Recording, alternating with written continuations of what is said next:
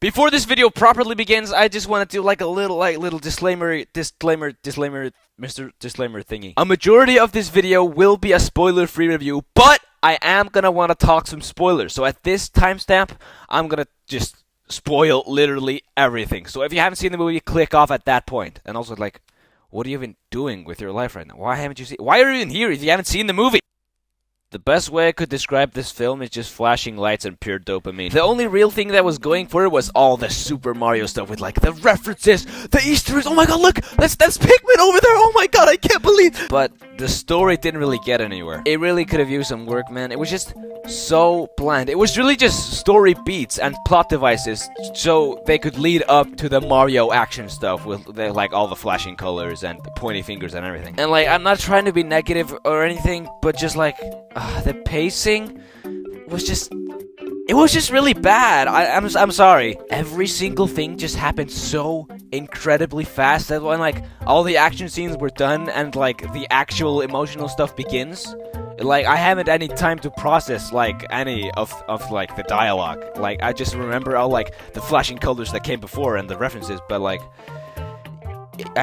maybe that's just me, I guess. It was just all happening at such a rapid pace. I could like barely process anything or take anything in or like realize what was happening, but like I got most of it, but like I feel like I missed a bunch of stuff because I was just like, what the fuck just happened? And there were like so many like weird story and narrative points, like the dinosaur part, like the dinosaur chase, that had no meaning to the entire story. Like they turned into babies and then we're chased like by the Odyssey T-Rex. And like it's pretty cool. It was like a Yoshi scene and everything. But like nothing happens after that. They just get chased and then it's over. I feel like Illumination and Nintendo just thought like after the success of the first movie, obviously like $1 billion.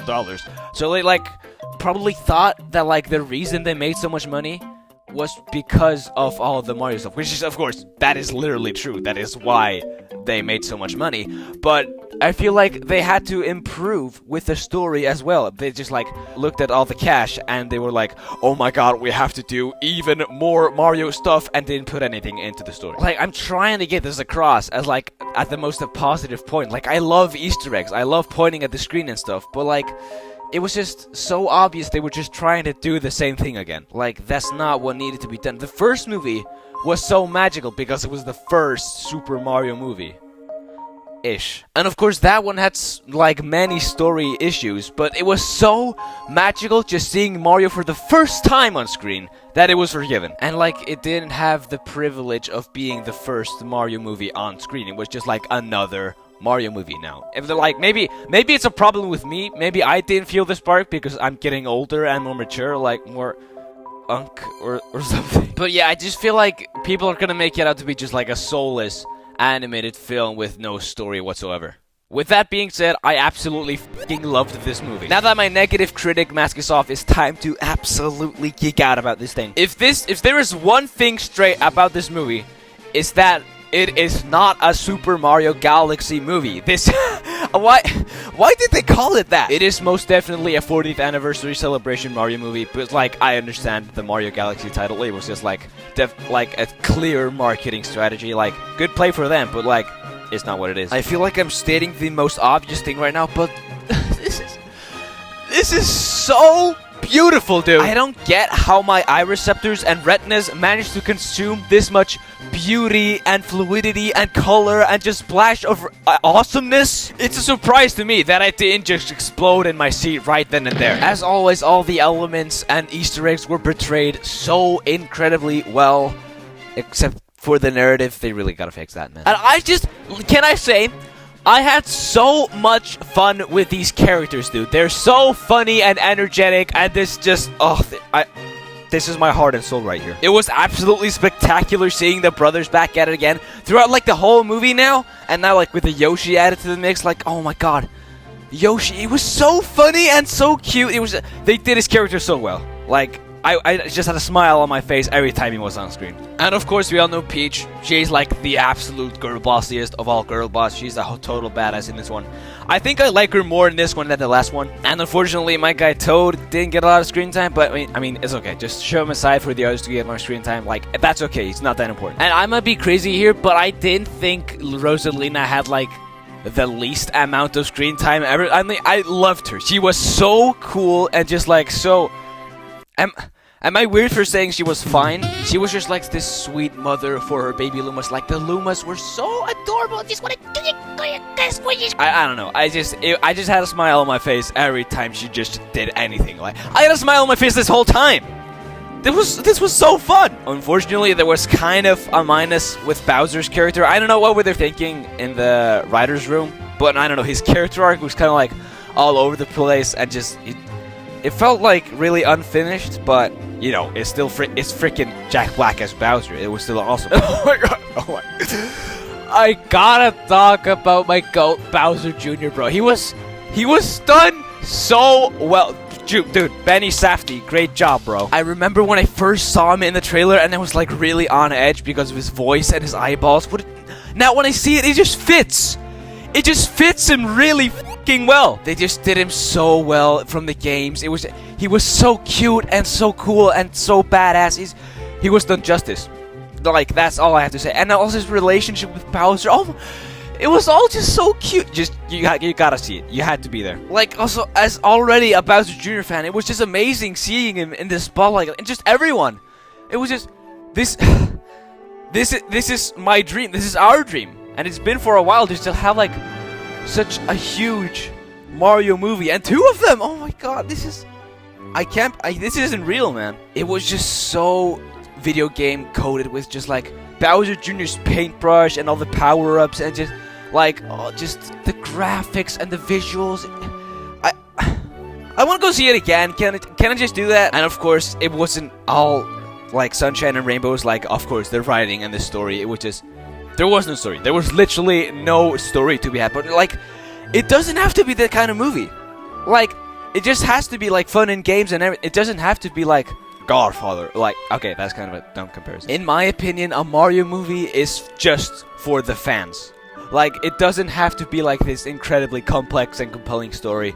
It just has to just be these characters just sharing like this world and sharing the world with us. We were in this world just now. It was I don't know. It's amazing. I brought some of my non-Mario fan friends, which is just like basically everyone, and I could just feel from their perspective just like random things were happening all the time. Like, this movie was just random. There was like no story, of course, and they were not following at all. They got the ick, is what I'm trying to say. But you know what?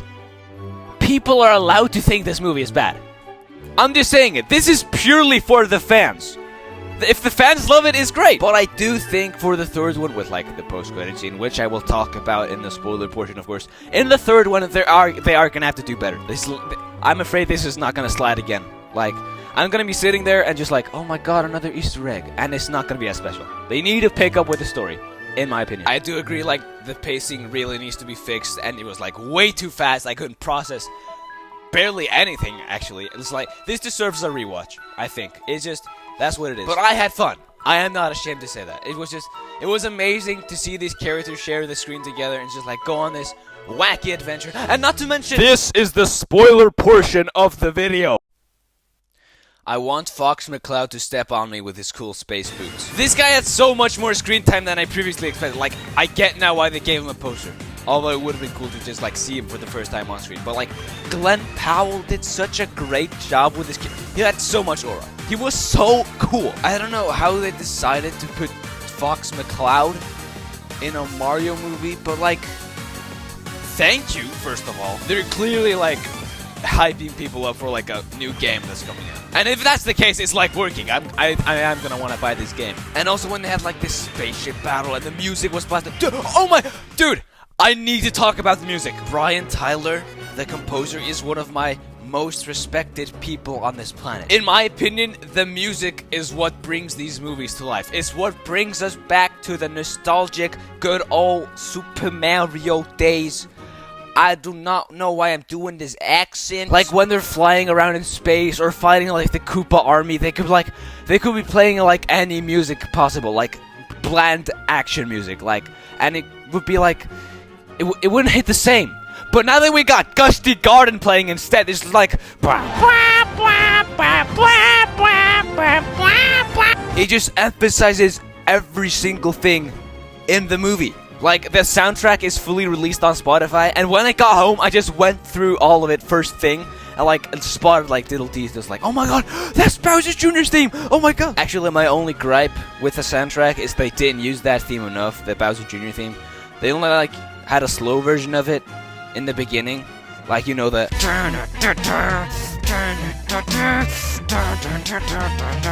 But, you know, it was still used, so I'm like...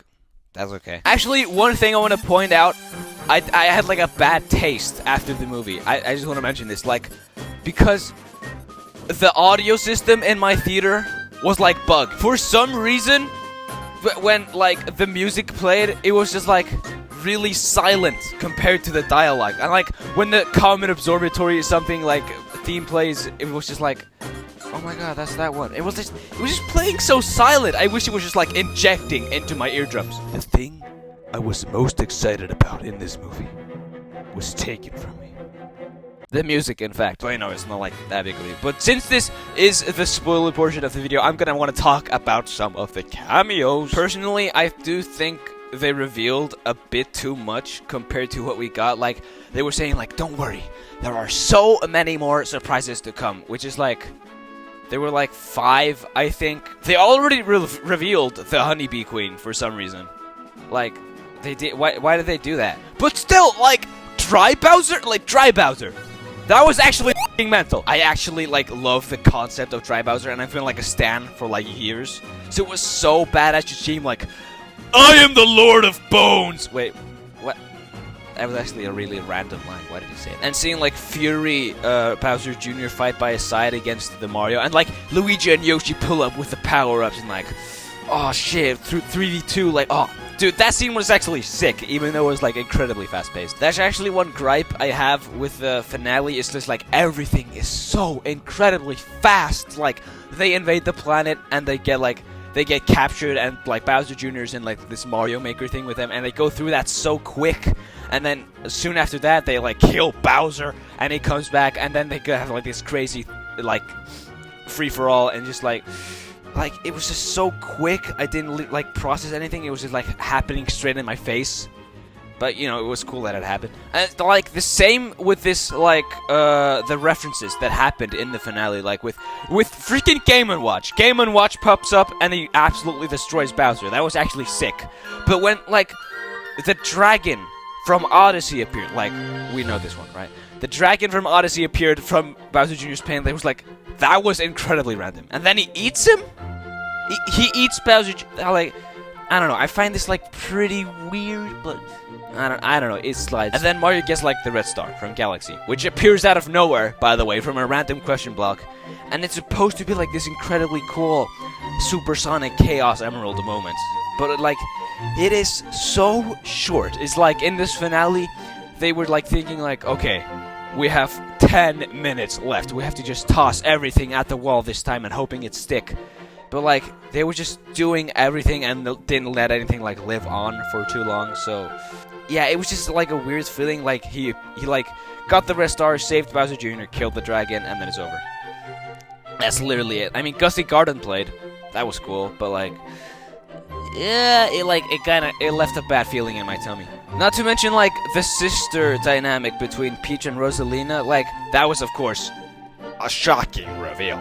But like it was like, again, the finale was so rushed. They barely, like, did anything with, like, there was a really passionate hug in there in the end. But, like, then there's nothing. They just hug and, like, this is my sister. That's cool. And then nothing. It's just, like, the movie ended so abruptly, like, they defeated the bad guys and their sisters again. And the castle is destroyed. And we have, like, they, like, cut corners with, like, the Mario Maker segments, like, of them rebuilding the castle. And then it just ends. Mario gets, like, the cape, and he puts the flag on top, and then it's over. That was so abrupt, dude. But enough complaining about the pacing. I just really want to talk about Bowser Jr.'s and Bowser's dynamic. These guys were my all-time favorite part of the movie. Am I crazy for saying, like, that my favorite part of the movie was, like, when the flashback when Bowser Jr. was a baby and he was doing the puppet show? Dude! That was so fucking cute. I've wanted to see that my entire life, just like Bowser being a parent to like little baby Bowser Jr. It was just like, it just really warmed my heart. It was just, it was so cute. And like Bowser Jr. isn't just this like no good bratty, not goody Two Shoes, like evil Two Shoes. He's actually just this little kid who wanted to make his dad proud. And now that like his dad warmed up to like the good guys, he was the one who convinced him to be bad again. Like, I don't know, like I mentioned it before, like the Bowser character arc, it was pretty weird, like how he just became good and then bad again, even though like in the beginning it looked like he was bad and just was trying to be good to get let out. I don't know, it was still pretty weird. But personally, I let it slide because their dynamic with his son is so adorable. Like, I love this character. And also, speaking of the puppet show, my friend caught this like a little SML reference, like they're puppets and everything. Isn't this like a little weird? I don't know. All you had to do was not say that word. I haven't even talked about Wart or like the Super Mario Bros. 2 segment with the bosses. Like, I mean, it was cool. I mean, it felt like a real like stray from the story. Like, Peach and Toad arrive at the Gateway Galaxy, and then they just leave somewhere else just because of a monkey stole their backpack, and Peach is like, "Where is Rosalina?" Like, she thinks he knows where she is. Like, he did though. That was surprising. But yeah, like Wart and Birdo and Mouser, they were just like really nothing to me. I guess that whole scene was just like she was battling the ninjas and everything. That was cool, but just like it meant nothing to me. But enough about that. It's time for the post-credit scene. It's Daisy! I mean, like, of course it's Daisy. Why wouldn't it be? Like, personally, like, don't attack me or anything. Like, this is what, like, I at least wanted to happen. Like, it would have been cool to see, like, Wario, Waluigi, or the Koopalings!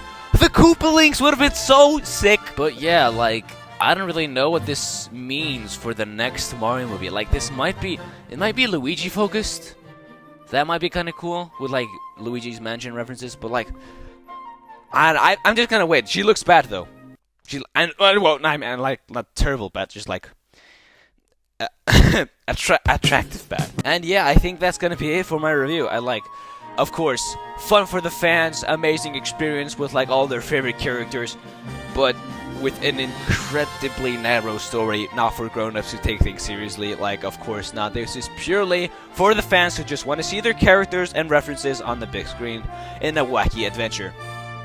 And like, yeah, I don't like this part of my life is over now. It's just time to crawl back into my little rock over there. I give this movie 4 boomstay weapons out of 5 boomstay weapons.